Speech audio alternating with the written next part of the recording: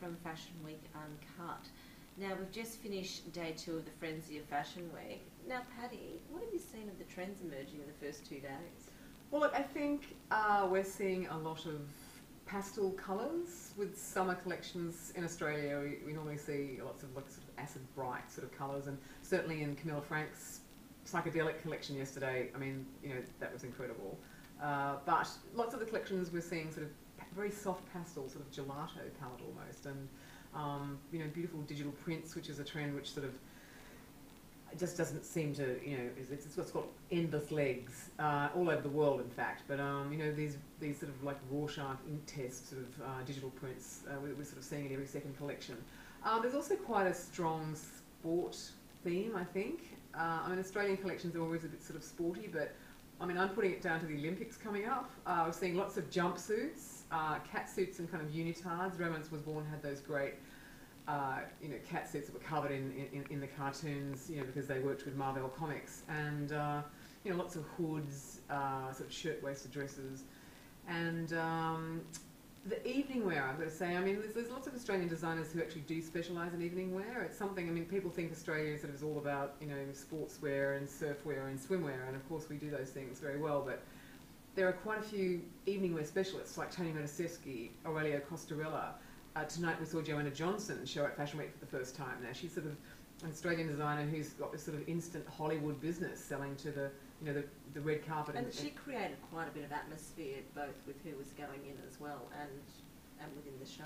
Yeah, I mean, these incredible, I mean, I thought the production of the show sort of actually sort of let it down a bit. It was a bit drab, but I mean, these incredible, one after the other, these amazing Hollywood siren dresses that look like, you know, something from the 30s or the 40s. I mean, they're extraordinary.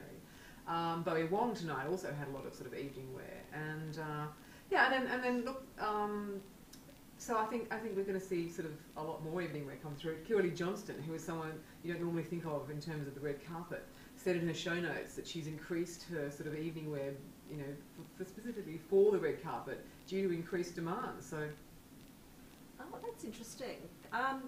Now, what do you think were the standout shows that you've seen over the last 2 days? I mean, I know it's hard to compare and contrast, but which ones just pop in your mind? Well, I think, I mean, it's hard to go past Romance Was Born. It was a great start to the week. Worked with Marvel Comics, as I mentioned, had a great set down at the Sydney Theatre Company. Was short, sharp, well edited, very colourful. All the models looked like sort of David Bowie, and I thought that was great. Look, there's been a few others. I thought Michael Lasordo's show today, this is a sort of young designer who sort of only graduated a couple of years ago, and I thought actually it was his best show at Fashion Week. Some very pretty sort of ribbon dresses and some more digital prints. Toi Moi, which is also their first show. I love that show. No evening wear, but some fantastic sort of, you know, really beautiful sort of casual wear and sportswear, and great printed skinny jeans, and the cute thing at the beginning with the daughter who sang in French, and because the story is, I think the designer met her husband in France, and they lived there for a while. I think that's where the French title comes from. So, but we also saw there's a few designers doing these small presentations, and Jason Brunsden tonight did a static presentation, so not a runway show, but he had 19 models positioned around the smallest venue, and it was really quite extraordinary. It was like a series of little mini photo studios or theatre sets with the models with these fabulous you know, millinery pieces and props, just sort of standing there, you know, sort of talking to the audience, and it was great. And we saw Montana Cox. I saw you talking to her. She's been the model of the moment.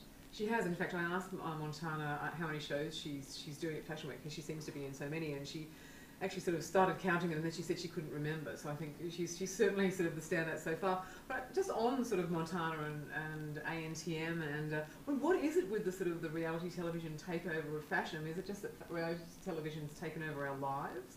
Well, reality TV has definitely infiltrated a lot of industries, and I think you had to see the spectacle of Whitney Court yesterday to realise how it's caught up in the sort of zeitgeist.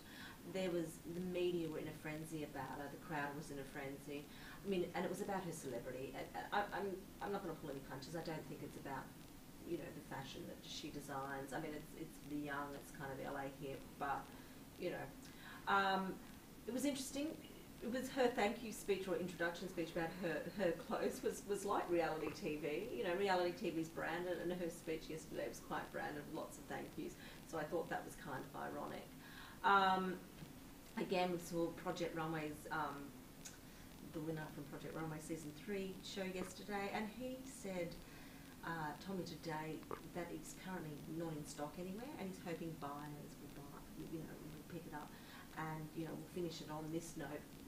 Are buyers buying this week, or is it just at a weird, there's been saying that Fashion Week's at a weird time. Tell us about, what the buyers are doing, and will they buy from what they see on the runways? Well, look, there's a lot of criticism of the event, the timing of the event. I mean, that's traditionally it's always been in May, but look, you've got to remember the fashion business, the fashion cycle sort of changes, and stock is being delivered much more rapidly now than it was, 16 years ago when Australian Fashion Week was launched. I mean, things like Zara have really sped up the market. Some people would like to see it earlier, some people would like to see it later to be in line with sort of the international resort collections. But but buyers are definitely buying, and they definitely need stock. So he may be in luck. Okay, we'll finish there. We're live blogging every day from Fashion Week. There's constant coverage going on. On Fashion Week Uncut. Come and check us out.